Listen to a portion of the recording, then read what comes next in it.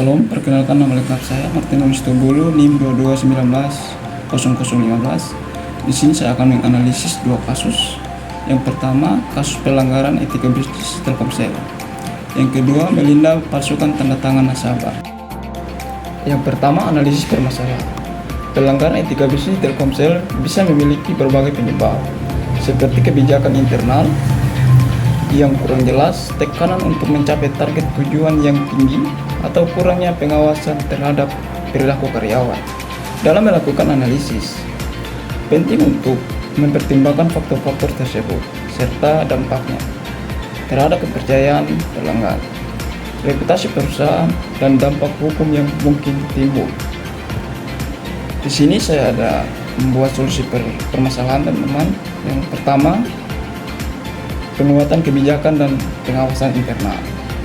Telkomsel perlu memperkuat kebijakan internal yang menekankan pada etika bisnis yang tinggi dan memastikan ada mekanisme pengawasan yang efektif untuk memastikan kepatuhan.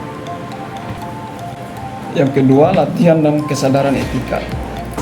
Mengadakan pelatihan rutin kepada karyawan tentang pentingnya etika bisnis dan konsekuensi pelanggarannya dapat membantu meningkatkan kesadaran dan kepatuhan.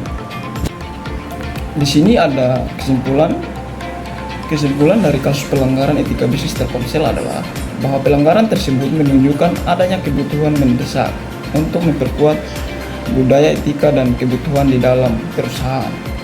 Faktor-faktor seperti kebijakan yang kurang jelas, tekanan untuk mencapai target, dan kurangnya pengawasan menjadi kontributor utama terjadinya pelanggaran tersebut.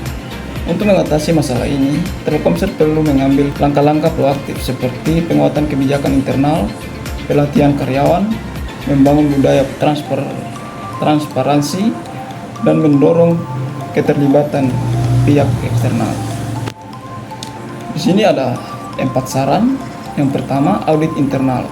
Melakukan audit menyeluruh terhadap semua proses bisnis dan praktik internal untuk mengidentifikasi area di mana pelanggaran etika mungkin terjadi atau telah terjadi. Yang kedua, kebijakan yang jelas. Memperbarui dan mengklarifikasi kebijakan perusahaan terkait etika bisnis, termasuk standar perilaku yang diharapkan dari setiap karyawan. Yang ketiga, pelatihan etika bisnis. Mengadakan pelatihan rutin kepada semua karyawan tentang pentingnya etika bisnis, dampak pelanggarannya, dan cara menghindarinya. Kasus yang kedua, Melinda palsukan tanda tangan nasabah. Di sini kita akan menganalisis permasalahan. Permasalahan Melinda yang memasukkan tanda tangan nasabah adalah serius karena melibatkan pelanggaran etika, karyawan, dan hukum. Ini bisa merugikan nasabah secara finansial dan merusak reputasi institusi keuangan. Langkah-langkah hukum dan disiplin internal biasanya diperlukan untuk menangani kasus semacam ini. Di sini ada solusi permasalahan. Kasus seperti ini serius dan memerlukan tindakan hukum yang sesuai. Langkah pertama yang biasanya diambil adalah melaporkan perbuatan tersebut kepada otoritas yang berwenang seperti kepolisian atau lembaga pengawasan keuangan. Selanjutnya, penyelidikan akan dilakukan untuk mengumpulkan bukti dan menentukan tindakan lebih lanjut. Penting juga untuk memperbaiki kerugian yang dialami oleh nasabah akibat tindakan palsu tersebut. Kesimpulan, kasus palsu tanda tangan Melinda menggambarkan seriusnya pelanggaran kepercayaan dan kecurangan dalam industri keuangan. Ini menyoroti perlunya pengawasan ketat dan penegakan hukum yang tegas untuk melindungi nasabah dan memastikan integritas sistem keuangan.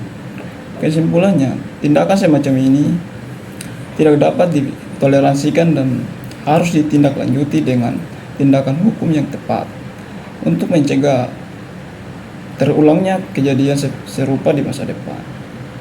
Yang keempat, saran. Di sini ada beberapa saran. Yang pertama, penguatan pengawasan. Perusahaan keuangan harus meningkatkan pengawasan internal mereka untuk mendeteksi dan mencegah kecurangan seperti ini. Ini termasuk implementasi kontrol yang lebih ketat dan audit reguler. Yang kedua, pelatihan karyawan. Karyawan perlu diberikan pelatihan yang memadai tentang etika profesional, kepatuhan hukum, dan tanggung jawab mereka terhadap keamanan data nasabah. Yang ketiga, transparansi dan komunikasi. Perusahaan harus mempromosikan budaya transparansi dan komunikasi terbuka di antara karyawan. Ini dapat membantu mencegah terjadinya kecurangan karena karyawan akan merasa lebih nyaman untuk melaporkan perilaku yang tidak benar. Demikian hasil dari analisis permasalahan yang dapat saya sampaikan. Semoga video ini bisa bermanfaat buat teman-teman. Jika ada kesalahan atau kekurangan bisa tulis di komentar ya guys ya.